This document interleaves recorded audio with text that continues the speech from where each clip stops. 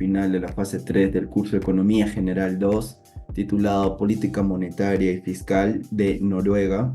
Prosiguiendo, tenemos la historia política monetaria en Noruega del 2000 hasta el 2023, previamente haciendo unas definiciones sobre política monetaria y Norges Bank, definiendo que la primera refiere a decisiones que toman los bancos centrales para influir en la oferta monetaria, en la oferta de dinero en la economía, ¿no? Como mencioné, son las decisiones que toman los bancos centrales. En este caso, el Banco Central de Noruega vendría a ser el Norges Bank o Banco Noruego, que es el responsable de fijar la política monetaria o la tasa de interés. Se sabe también que el objetivo es mantener la inflación en un 2%, es una meta, y además la política monetaria puede ser restrictiva o puede ser expansiva. La política monetaria restrictiva es cuando hay un elevado índice de inflación, es decir, una alta tasa de variación de precios, lo que conlleva elevar la tasa de interés y desactivar, digamos así, la economía o enfriarla y retraer, ¿no? Contraer la economía. Y expansiva es lo contrario, cuando hay un bajo índice de inflación, lo que conlleva disminuir la tasa de interés para así financiar la inversión, digamos, ¿no? Reactivar la economía y ello. Brevemente, que ya hemos definido, ahora veamos la tasa de interés o tasa política de Noruega desde el 2000 al 2023, definiendo que la tasa de interés es el principal instrumento de Norges Bank para estabilizar la inflación. El tipo de interés oficial de Noruega eh, es el tipo de interés de los bancos, depósitos de un día en el Norges Bank, hasta una cuota especificada. Esta tasa de interés es fijada por el Comité de Política Monetaria y Estabilidad Financiera, en, es decir, un comité de Norges Bank. Normalmente lo hacen en 8 veces al año, y esta tasa de interés influye en todas las otras tasas, como las tasas interbancarias, es decir, las tasas que entre que los mismos bancos se prestan, las tasas de interés, los tipos de interés sobre los depósitos, los préstamos, el mercado, es decir, influyen todas las otras tasas de interés.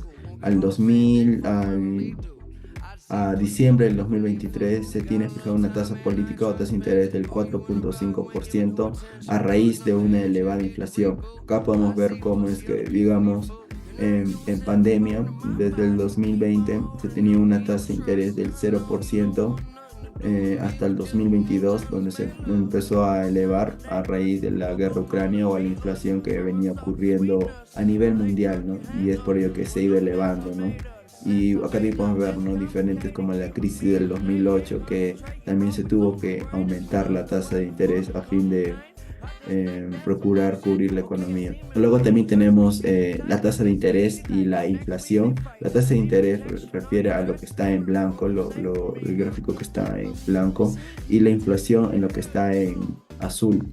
Vemos que a raíz que en este punto, en la crisis financiera del 2008, hubo una elevada inflación, acá podemos ver que es el punto subíndico, y también tendió a subir la tasa de interés, o en este otro caso que está en amarillo, que en 2022-2023 la inflación se ha repuntado a llegar hasta aproximadamente 6 puntos, y se tuvo que elevar la tasa de interés a la actualidad, que es 4,5. Tienen la misma relación. O también otros puntos cuando hay una baja inflación, como en este caso en el 2004-2005, se bajó la tasa la tasa de interés al 0%, lo mismo en el 2012 y lo mismo en el 2017. Bueno, ahora veamos la historia de la política fiscal de Noruega, desde el 2000 al 2023. La política fiscal refiere al uso de los ingresos y gastos del gobierno para influir en la economía. Se sabe que la política fiscal en Noruega se caracteriza por tener un elevado nivel de impuestos y generoso sistema de bienestar social, lo cual se da a conocer respecto a índices de calidad de vida, PBI per cápita, etcétera, ¿no? Para financiar educación, servicios básicos, sanidad, pensiones. Bueno, acá podemos ver los ingresos y gastos de Noruega del 2000 al 2022. Los ingresos son lo que está en amarillo y lo que está en celeste son los gastos. Noruega, y acá podemos ver el déficit y superávit de Noruega, ¿no? Siempre ha estado vemos en superávit, salvo en 2020, por pandemia, por la COVID-19, es que hubo un confinamiento y hubo un déficit fiscal de por lo menos 6 meses, pero fue bastante breve, pero siempre ha tenido un superávit fiscal. Esto se debe en gran parte también a la presión fiscal, presión tributaria que tienen los ciudadanos noruegos y vemos también que en 2022 los ingresos se dispararon a raíz de la extracción o de petróleo y gas de los impuestos generados. Acá también se demuestra. Bueno, ahora veamos los principales instrumentos de política monetaria en Noruega. Como ya mencioné, el responsable es el Norges Bank o Banco Noruego y mantiene tres principales instrumentos.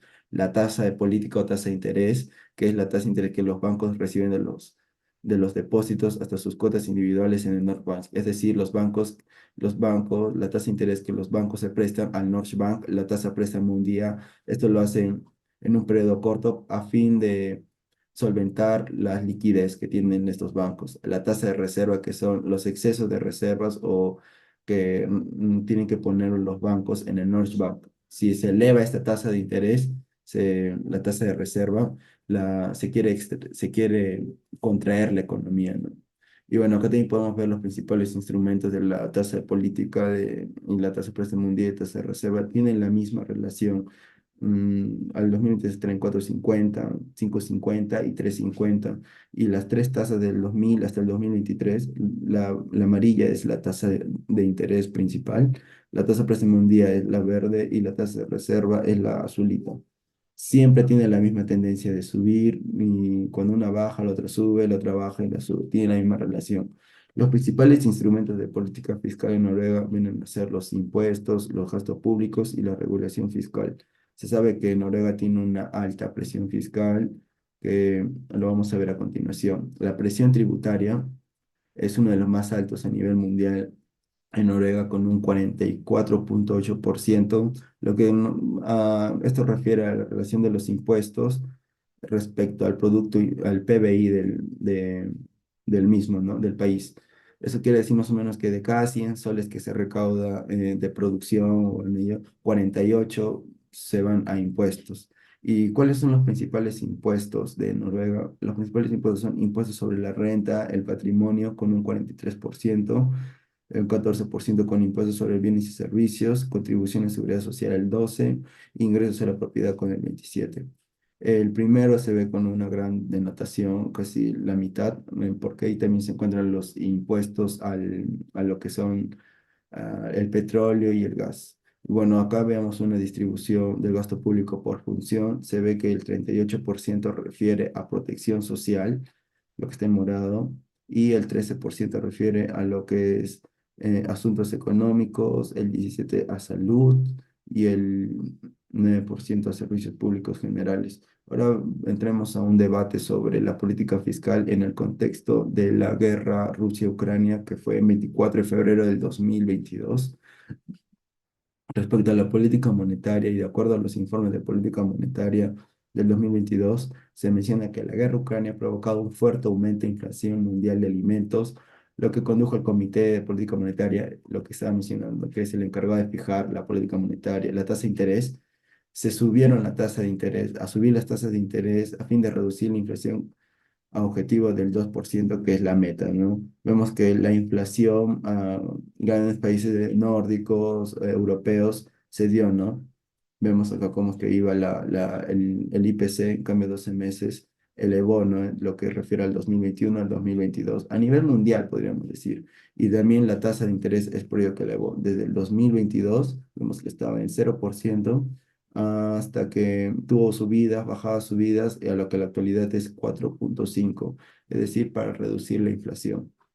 Bueno, ahora veamos a la política fiscal en la guerra Rusia-Ucrania que se utilizó, ¿no? Se aumentó el gasto público para apoyar a las empresas y a los hogares afectados por la guerra. Además, se redujo los impuestos para estimular la economía y se aumentaron los impuestos a las empresas que se benefician con la guerra, ¿no? Como son las empresas de gas, de petróleo. A manera de conclusiones, tenemos que la política fiscal y monetaria en Noruega en 2020 ha sido generalmente prudente y sostenible debido a una correctas decisiones del Norges Bank y del gobierno noruego, y han mantenido un superávit presupuestario en la mayor parte de su gobierno. Solo en el 2020, por breve momento, se mantuvo un déficit fiscal. Además que a pesar de las adversidades siempre supieron tomar medidas asertivas respecto a la inflación. Las principales fuentes que se tomaron fueron el Norges Bank, el Statistics Norway y la Monetary Policy Report, ¿no? El reporte monetario y político. Y bueno, eso sería todo y muchas gracias.